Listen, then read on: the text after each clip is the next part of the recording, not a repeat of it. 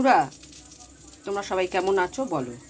আমি করব মুসুর ডালের বড়ার তরকারি। তার জন্য এই বড় দানার মুসুর ডালটা ভিজিয়ে রাখছি কিছুক্ষণের জন্য। মুসুর ডালটা ভিজিয়ে রাখছি, এই যে জল দিয়ে দিয়েছি। মুসুর ডালটা এখন কিছুক্ষণ ভিজুক, ঘন্টা দেড়েক ভিজুক। তারপরে ভেজা হয়ে গেলে জলটা ফেলে দিয়ে আমি এটাকে বড়া বানাবো। মুসুর ডালটার জল ঝরিয়ে নিয়েছি ছাঁকনি থেকে। এবার এটাকে ভালো করে বেটে নেব। মুসুর ডালটা বাটা হয়ে গেছে। এর মধ্যে দিয়ে দেবো নুন, একটু হলুদ, একটু লঙ্কা গুঁড়ো আর একটু চিনি দিয়ে দিয়েছি। নুন, হলুদ, লঙ্কা গুঁড়ো, চিনি দিয়ে এটাকে ভালো করে ফেটাবো। তারপরে এটাকে বড়া করে ভাজবো। কড়াতে তেল বসিয়ে দিয়েছি, এবার বড়াগুলো ভাজবো। দেখো, তেলের মধ্যে বড়াগুলো দিয়ে দিয়েছি। এবার এইগুলো আমি ভাজা হলে আবার এক পিঠ উল্টে দেবো।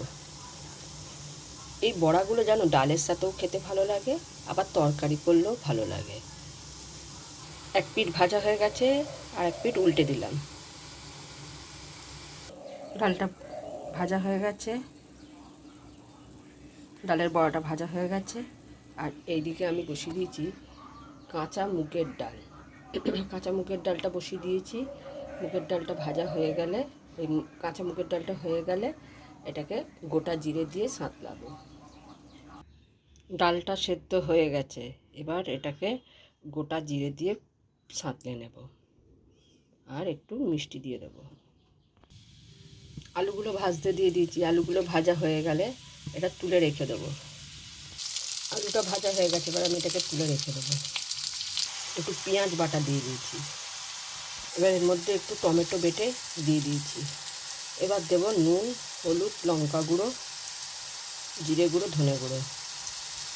এর মধ্যে আমি নুন, লঙ্কা গুঁড়ো, হলুদ গুঁড়ো, জিরে গুঁড়ো, ধনে গুঁড়ো আর একটু মিষ্টি দিয়ে ভালো করে কষে নিচ্ছি।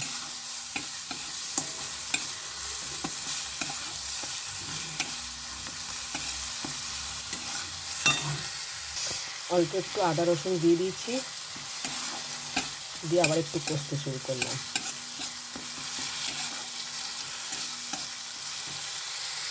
একটু জল দিয়ে দিয়েছি। এবার আলুগুলো ছেড়ে দেবো। আলুগুলো দিয়ে দিয়েছি।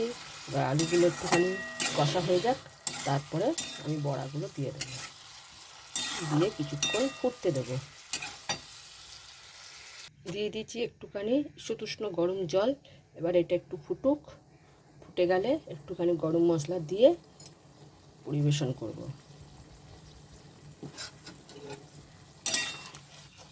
তবে বন্ধুরা, এই বড়ার তরকারি কিন্তু মুসুর ডালের বড়ার তরকারি খেতে খুব ভালো লাগে।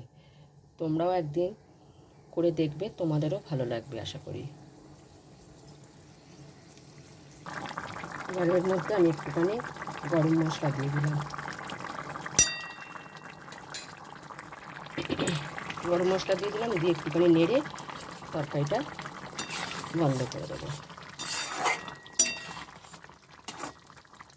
তাহলে আজকে আমার হয়ে গেল মুসুর ডালের বড়ার তরকারি।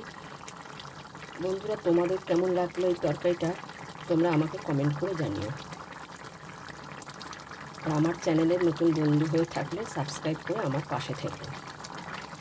ডালটা সাঁতলানোর জন্য তেলের মধ্যে গোটা জিরে আর শুকনো লঙ্কা দিয়ে দিয়েছি। দিয়ে এবার ডালটা সাঁতলে নেব। এবার এর মধ্যে একটু চিনি দিয়ে দিলাম।